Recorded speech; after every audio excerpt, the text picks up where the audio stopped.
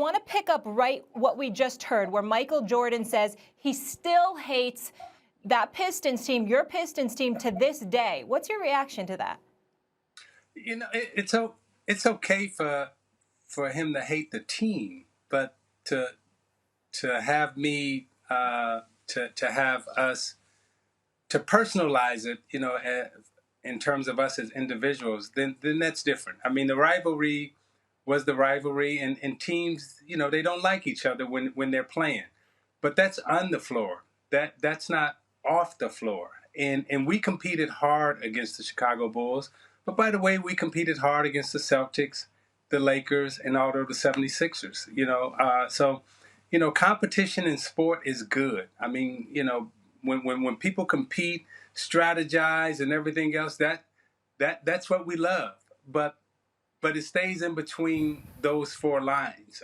This appears that it's gone outside of the four lines, and I think Jordan said something that was interesting in that take. He said, "Well, given time, you know, he's you know, he may have a different opinion," and of course, in that moment, when we had lost, and remember, we were champions, so we were coming down from the throne.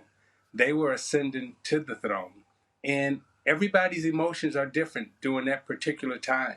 And while we were coming down and they were rising, during that emotional period of time, did we do everything correctly? No. Did they do everything correctly? No. But that was it. You know, we walked off, we didn't shake their hands. And, you know, if you want to contextualize it, there's a lot of other stuff that was going on around that situation, but you know, that's what happened. Zeke, two quick points I'd like to make and then a question. Number one, I have no problem with what MJ had to say because he was talking about what he felt at that particular moment in time as opposed to how he feels right now in terms of about you personally. I know he'll always hate the Pistons, but how he felt about you personally then is different than how he felt now. That's number one. That's what I took from it.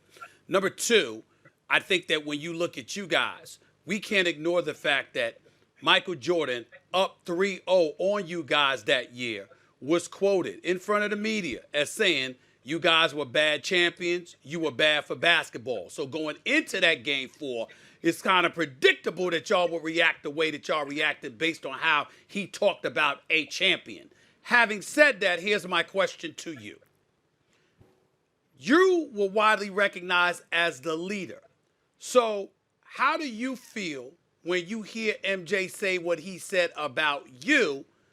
And how do you feel about people who are looking at you and saying, what do you mean Bill Laimbeer said we're going to walk off the floor together?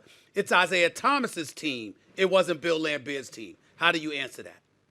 So let me compartmentalize these three different questions because I have to, you know, I speak for Detroit, Michigan area on this answer during that period of time. I also speak for our Detroit Piston team as a captain during that particular time, and then I'll speak for Isiah Thomas.